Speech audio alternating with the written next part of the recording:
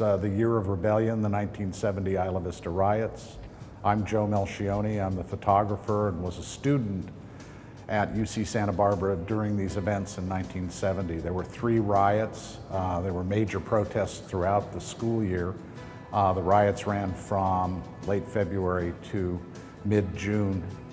Santa Barbara doesn't seem like a likely location for 3 major riots, and occupation by the National Guard, but in 1969, 1970, a lot of events kind of coalesced, ongoing protests by minority students with respect to the university's minority policies, big complaints about absentee landlords in Isla Vista, disputes with the Sheriff's Department about drug enforcement policies, liquor enforcement policies in Isla Vista, and obviously, and also very important, the growing opposition to the Vietnam War, which had really come to a head in 1969 and 1970, as you'll see from the rest of the exhibit.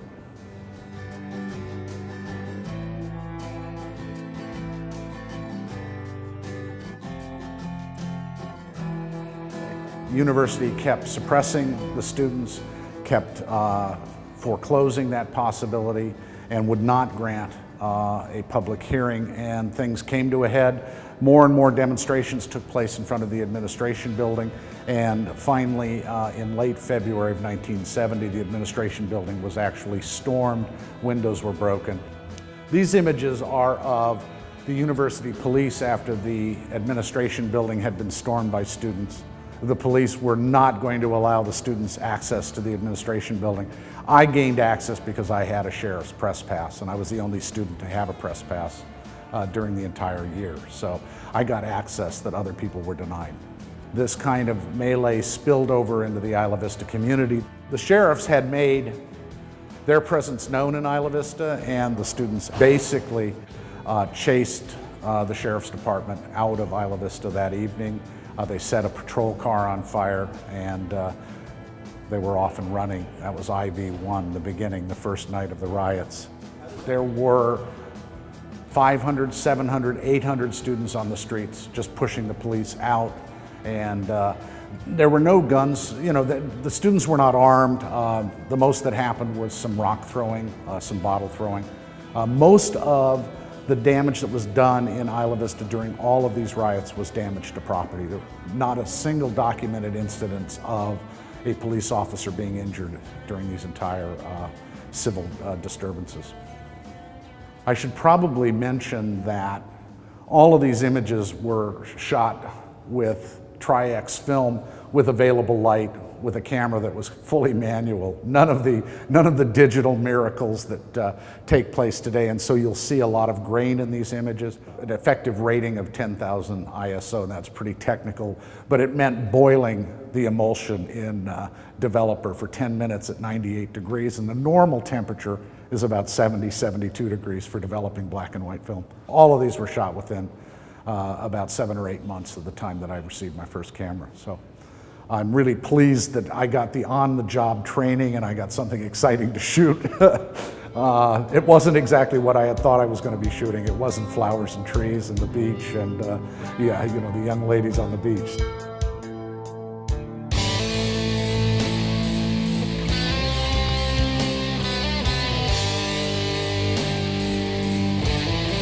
Now, while he was speaking, and he was speaking to a group of about 7,000 students, the police saturated the downtown loop in Isla Vista, if you're familiar with it, and arrested a student who was a known radical on the pretext that the bottle of wine he was carrying was a Molotov cocktail.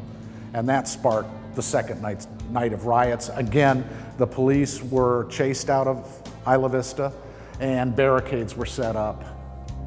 And basically, for a period of time, the students occupied the streets. Of course, during that time was the burning of the Bank of America, and this was something that captured the nation's attention. So on the second night of rioting, the Bank of America was torched and was burned to the ground. And this is a burnt out sign of the Bank of America. Banking service available. A shot of the vault, and then this is an FBI agent there to investigate the arson that took place.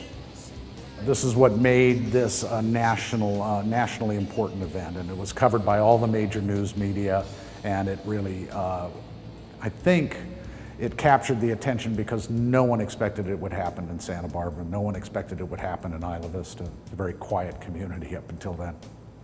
Third night of rioting, again, the police were not able to maintain control of Isla Vista. And on the fourth day of the first riots, the National Guard arrived and basically marched into town, as this image portrays, and occupied the town.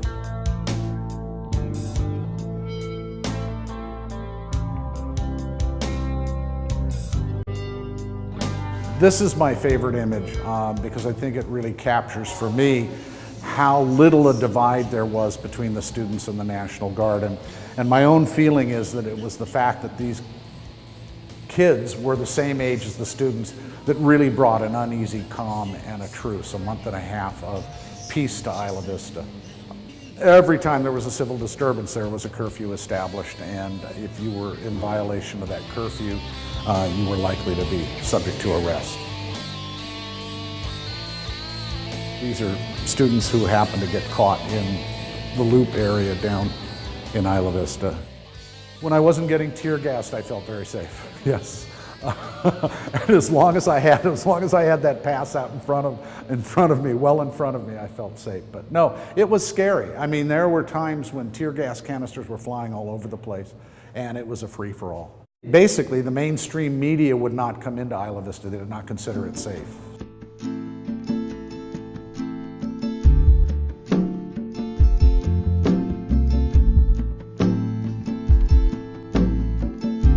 So from the end of February to the beginning of April, we have relative calm restored.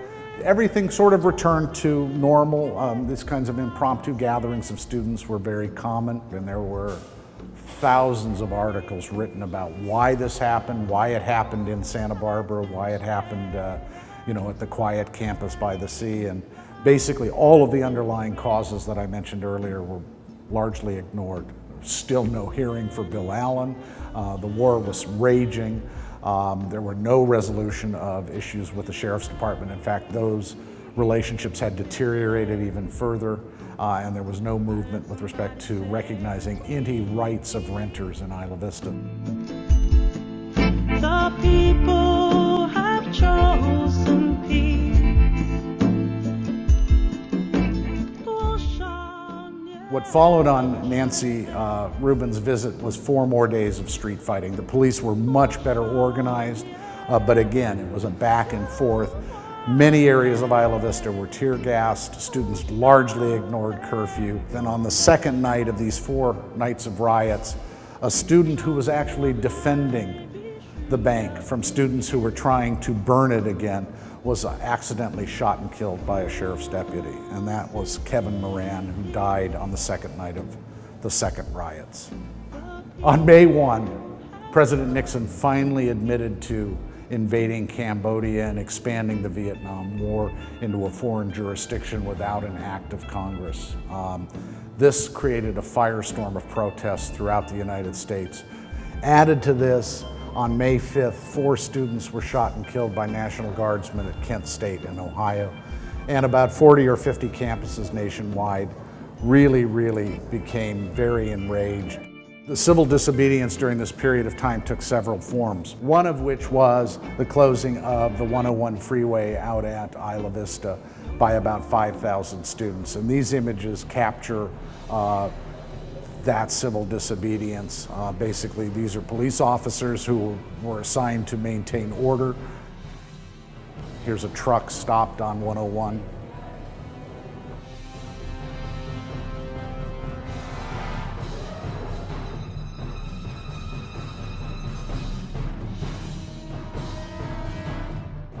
On June 3rd, the Santa Barbara grand jury indicted 17 Isla Vista residents for burning the Bank of America.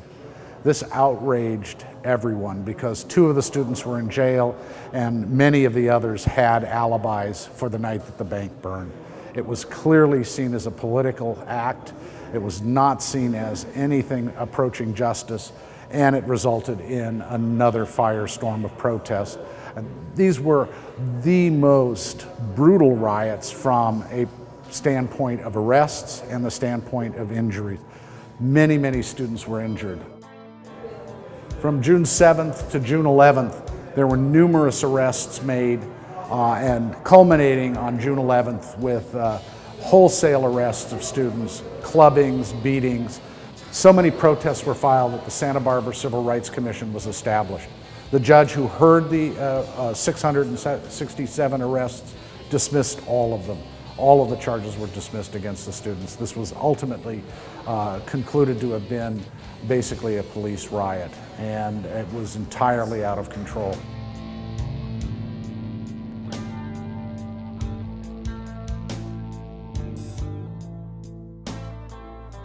I think it's important to understand that this last series of riots was in response to these grand jury indictments. It wasn't in response to any of the other issues that had occupied the students' attention throughout the school year. It was simply the perceived injustice that was represented by this indictment. So at the end of the day, Richard Nixon took credit for ending the war in Vietnam.